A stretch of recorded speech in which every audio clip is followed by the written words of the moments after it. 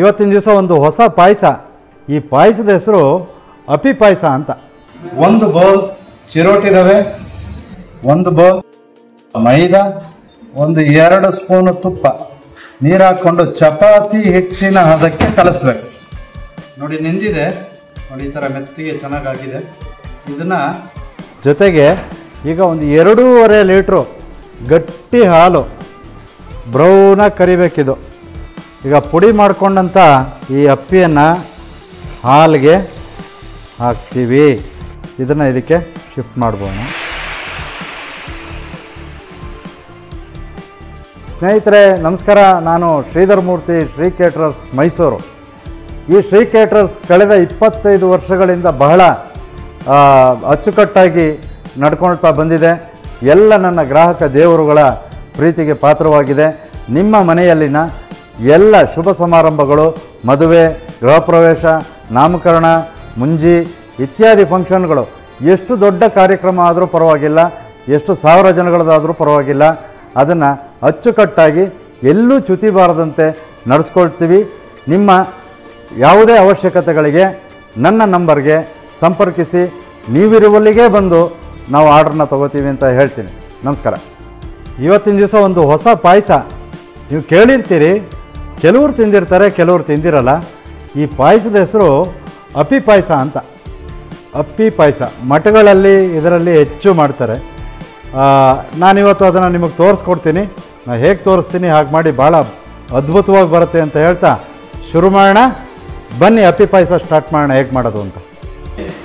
ಅಪ್ಪಿ ಪಾಯಸಕ್ಕೆ ಬೇಕಾಗಿರುವಂಥದ್ದು ಮನಸ್ಸು ಮುಟ್ಟುವಂತಹ ಪ್ರಸಾದದ ರುಚಿ ಈಗ ಪ್ರತಿದಿನ ನಿಮ್ಮ ತಟ್ಟೆಯಲ್ಲಿ. ಸತ್ವ ಪುಳಿಯೋಗರೆ ಗೊಜ್ಜು ಈಗಲೇ ಆರ್ಡರ್ ಮಾಡಿ. ಒಂದು ಬೌಲ್ ಚಿರೋಟಿ ರವೆ, ಒಂದು ಬೌಲ್ ಮೈದಾ,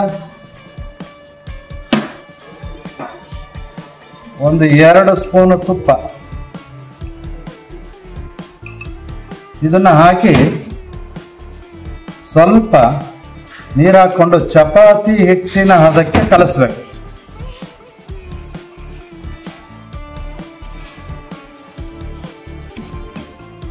ಇದನ್ನು ಒಂದು ಅರ್ಧ ಮುಕ್ಕಾಲು ಗಂಟೆ ನೆನೆಯೋಕ್ಕೆ ಬಿಡೋಣ. ಅರ್ಧ ಮುಕ್ಕಾಲು ಗಂಟೆ ನೆನಿಬೇಕಿದು. ಎತ್ತಿಟ್ಕೊಳ್ಳೋಣ. ನೋಡಿ ನೆಂದಿದೆ, ನೋಡಿ ಈ ಥರ ಮೆತ್ತಿಗೆ ಚೆನ್ನಾಗಾಗಿದೆ. ಇದನ್ನು ಉಂಡೆಗಳು ಹಾಕ್ಕೋಬೇಕು.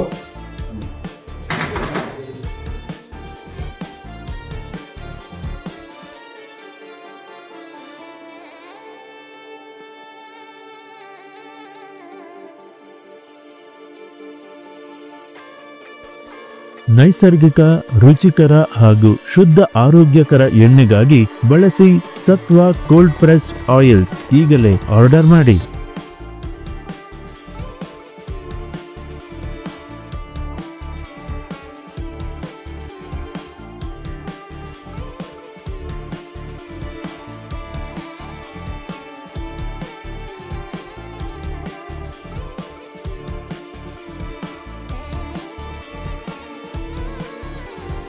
ಸ್ನೇಹಿತರೆ, ಹಿಟ್ಟು ಕಲಸಿದ್ದು ನೋಡಿದ್ರಿ, ಉಂಡೆ ಹಾಕ್ಕೊಂಡಿದ್ದು ನೋಡಿದ್ರಿ, ಅದನ್ನು ಲಟ್ಸಿದ್ವಿ. ಲಟ್ಸಾದ್ಮೇಲೆ ಒಂದು ಕಡೆ ಎತ್ತಿಟ್ಕೊಂಡಿದ್ದೀವಿ. ಈಗ ನೆಕ್ಸ್ಟು ಬಾಣಲೆಯಲ್ಲಿ ಎಣ್ಣೆ ಇಟ್ಟಿದ್ದೀನಿ, ಎಣ್ಣೆ ಕಾಯ್ತಾ ಇದೆ. ಜೊತೆಗೆ ಈಗ ಒಂದು 2.5 ಲೀಟ್ರು ಗಟ್ಟಿ ಹಾಲು, ಸ್ಪೆಷಲ್ ಹಾಲು, ಅದನ್ನು ತೊಗೊಂಡಿದ್ದೀನಿ. 2.5 ಲೀಟ್ರ್ ಹಾಲನ್ನ ಇಲ್ಲಿ ಕಾಯಲಿಕ್ಕೆ ಇಡೋಣ. ಆ ಹಾಲು ಕಾಯೋವರೆಗೂ ನಾವು ಈ ಪೂರಿ ಲಟ್ಸ್ಕೊಂಡ್ವಲ್ಲ, ಈ ಲಟ್ಸಿದ ಪೂರಿಯನ್ನು ಕರಿಯೋಣ.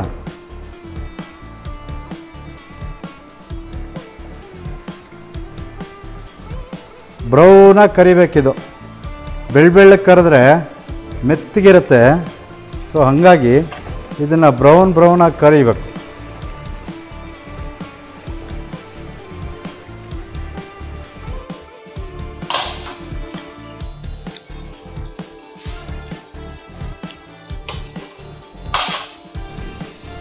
ಸ್ನೇಹಿತರೆ, ಏನು ನಾವು ರವೆ ಮೈದಾ ಕಲಸಿಟ್ಕೊಂಡ್ವಿ, ಅದನ್ನು ಕರೆದಿದ್ದಾಯಿತು. ನೋಡಿ ಈ ಬಣ್ಣಕ್ಕೆ, ಹೊಂಬಣ್ಣಕ್ಕೆ ಗೋಲ್ಡನ್ ಕಲರಲ್ಲಿ ಕರ್ಕೊಂಡ್ವಿ. 2.5 ಲೀಟ್ರ್ ಹಾಲನ್ನು ಇಲ್ಲಿ ಕುದಿಯೋಕೆ ಇಟ್ಟಿದ್ದೀನಿ. ಅದ್ರ ಪಾಡ್ಗೆ ಅದು ಕುದೀತಿದೆ. ಹಾಲು ಕುದ್ದು ಗಟ್ಟಿಯಾಗಬೇಕು. ಅದು ಅಲ್ಲಿವರೆಗೂ ನಾವು ಕರೆದಿರುವಂಥ ಅಪ್ಪಿ ಏನಿದೆ ಹಪ್ಪಳ ಅದು ತಣ್ಣಗಾಗಬೇಕು, ಇಲ್ಲಾಂದರೆ ಪುಡಿ ಮಾಡೋದಕ್ಕಾಗಲ್ಲ. ಒಂದು 5 ನಿಮಿಷ ಬಿಟ್ಟು ಬರ್ತೀನಿ, ಅಲ್ಲಿವರೆಗೆ ಹಾಲು ಕಾದಿರುತ್ತೆ, ಅದು ತಣ್ಣಗಾಗಿರುತ್ತೆ ಅಂತ ಹೇಳ್ತಾ ಒಂದು 5 ನಿಮಿಷ ಬರ್ತೀನಿ. ಪ್ರತಿಯೊಂದು ತುತ್ತಿನಲ್ಲೂ ನಿಜವಾದ ರುಚಿಯ ಮಜಾ ಸತ್ವ ಮಸಾಲ ಪುಡಿಗಳಿಂದ ಈಗಲೇ ಆರ್ಡರ್ ಮಾಡಿ. ಸ್ನೇಹಿತರೆ ನೋಡಿದ್ರಲ್ಲ, ಕರ್ಕೊಂಡ್ವಿ. ಕರೆದ ನಂತರ ಈ ಅಪ್ಪಿಯನ್ನು ಈ ಥರ ಚಿಕ್ಕದಾಗಿ ಪುಡಿ ಮಾಡ್ಕೋಬೇಕು. ಕೆಲವರು ಏನು ಮಾಡ್ತಾರೆ, ಆತರಕ್ಕೆ ಸುಮ್ಮನೆ ಹಾಗೆ ಒಟ್ಟೊಟ್ಟಿಗೆ ಇಟ್ಬಿಟ್ಟು ಕೈಯೆಲ್ಲ ಮುಕ್ಬಿಡ್ತಾರೆ. ಹಂಗೆ ಮಾಡಬಾರ್ದು, ಇವನಾಗಿರ್ಬೇಕಲ್ವಾ, ಎಲ್ಲ ಕರೆಕ್ಟಾಗಿ ಬರಬೇಕು ಅಂತ ಅಂದರೆ ಚಿಕ್ಕದಾಗಿ ನಾವು ಈ ಥರ ಪುಡಿ ಮಾಡ್ಕೊತಾ ಹೋಗಬೇಕು. ಅಲ್ಲಿ ಒಂದು ಕಡೆ 2.5 ಲೀಟ್ರ್ ಹಾಲಿಟ್ಟಿದ್ದೆ, ಆ 2.5 ಲೀಟ್ರ್ ಇವಾಗ 1.5 ಲೀಟ್ರ್ ಆಗಿದೆ.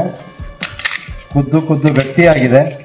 ಗಟ್ಟಿಯಾದ ನಂತರ ಅದಕ್ಕೆ ಈ ಕೈದ ಹಪ್ಪಳ ಅಥವಾ ಅಪ್ಪಿಯನ್ನು ಹಾಕಬೇಕು. ಈಗ ಪುಡಿ ಮಾಡಿಕೊಂಡಂಥ ಈ ಅಪ್ಪಿಯನ್ನು ಹಾಲಿಗೆ ಹಾಕ್ತೀವಿ. ಹಾಲಿಗೆ ಹಾಕಿ ಅದರಲ್ಲೂ ಕುದಿಬೇಕು, ಇನ್ನೂ ಮತ್ತೆ ಕುದಿಬೇಕು. ಕುದ್ದು ಅದೇ ಥಿಕ್ನೆಸ್ ಬರಬೇಕು. ಸ್ನೇಹಿತರೆ ನೋಡಿದ್ರಲ್ಲ, ಅಪ್ಪಿ ಕರೆದು ಹಾಕಿದ್ದೀವಿ, ಚೆನ್ನಾಗಿ ಕುದ್ದಿದೆ, ಚೆನ್ನಾಗಿ ಅಪ್ಪಿ ಕೂಡ ಬೆಂದಿದೆ. ನೋಡಿ ಹದ ಹೇಗಿದೆ ಅಂತ. ಈ ಹದದಲ್ಲಿ ಸಕ್ಕರೆ ಹಾಕಬೇಕು. ಎಷ್ಟು ಹಾಕಬೇಕು? 1 ಬೌಲು. ನಿಮಗೆ ಎಷ್ಟು ಬೇಕೋ ಅಷ್ಟು ಹಾಕ್ಕೊಳ್ಳಿ. 1ಕ್ಕೆ 2 ಹಾಕ್ಬೋದು. ಈಗ 2 ಲೀಟ್ರಿಗೆ 3/4 kg ಅಂತೂ ಬೇಕಾಗುತ್ತೆ. ಈಗ ನಾನೊಂದು 300 ಗ್ರಾಮು, ಇದರಲ್ಲಿ ಒಂದು 300 ಗ್ರಾಮ್ ಹಾಕ್ಕೊತೀನಿ. 600 ಗ್ರಾಮ್ ಸಕ್ಕರೆ ಹಾಕಿರ್ತೀನಿ. ಮನಸ್ಸು ಮುಟ್ಟುವಂತಹ ಪ್ರಸಾದದ ರುಚಿ ಈಗ ಪ್ರತಿದಿನ ನಿಮ್ಮ ತಟ್ಟೆಯಲ್ಲಿ. ಸತ್ವ ಪುಳಿಯೋಗರೆ ಗೊಜ್ಜು ಈಗಲೇ ಆರ್ಡರ್ ಮಾಡಿ. ಇದು ಸಕ್ಕರೆ ಜೊತೆ ಒಂದು ಸ್ವಲ್ಪ ಕುದೀತಾ ಇರಲಿ. ಕುದಿಯೋದ್ರಲ್ಲಿ ನಾವು ಈ ಕಡೆ ಸ್ವಲ್ಪ ಬಾದಾಮಿ ಮತ್ತು ಗೋಡಂಬಿಯನ್ನು ತುಪ್ಪದಲ್ಲಿ ಹುರಿದು ಹಾಕುವ. ಸ್ವಲ್ಪ ಬಾದಾಮಿ, ಸ್ವಲ್ಪ ಗೋಡಂಬಿ. ಎಲ್ಲರೂ ದ್ರಾಕ್ಷಿ ಗೋಡಂಬಿ ಎಲ್ಲದಕ್ಕೂ ಹಾಕ್ತಾರಲ್ವ. ದ್ರಾಕ್ಷಿ ಗೋಡಂಬಿ ಹಾಕೋಣ. ಇದರಲ್ಲಿ ದ್ರಾಕ್ಷಿ ಸ್ಕಿಪ್ ಮಾಡೋಣ. ಯಾತಕ್ಕೆ ಅಂತ ಅಂದರೆ, ಕೆಲವು ಬಾರಿ ದ್ರಾಕ್ಷಿಯಲ್ಲಿ ಹುಳಿ ಅಂಶ ಇರುತ್ತಲ್ಲ, ಆ ಹುಳಿ ಅಂಶ ಇದ್ದಾಗ ಹಾಲು ಒಡೆದು ಹೋಗುವ ಸಂಭವಗಳು ಹೆಚ್ಚು. ಹಾಗಾಗಿ ಎಲ್ಲ ಪಾಯಸಗಳಿಗೂ ದ್ರಾಕ್ಷಿ ಹಾಕುವಂಥದ್ದು ಏನು ಅಷ್ಟು ಸೂಕ್ತ ಅಲ್ಲ ಅಂತ ನನ್ನ ಅಭಿಪ್ರಾಯ. ನಿಮಗೆ ಹೇಗೆ ಬೇಕೋ ಹಾಗೆ ಮಾಡ್ಕೊಳ್ಳಿ. ಒಟ್ಟಿನಲ್ಲಿ ನಾನು ಹಾಕ್ತಿಲ್ಲ, ಆಯಿತಾ? ಇದ್ರ ಪಾಡಿಗೆ ಇದು ಹಾಕ್ತಿರಲಿ. ನೋಡಿ ಆಗಿದೆ. ಇದನ್ನು ಇದಕ್ಕೆ ಶಿಫ್ಟ್ ಮಾಡ್ಬೋಣ.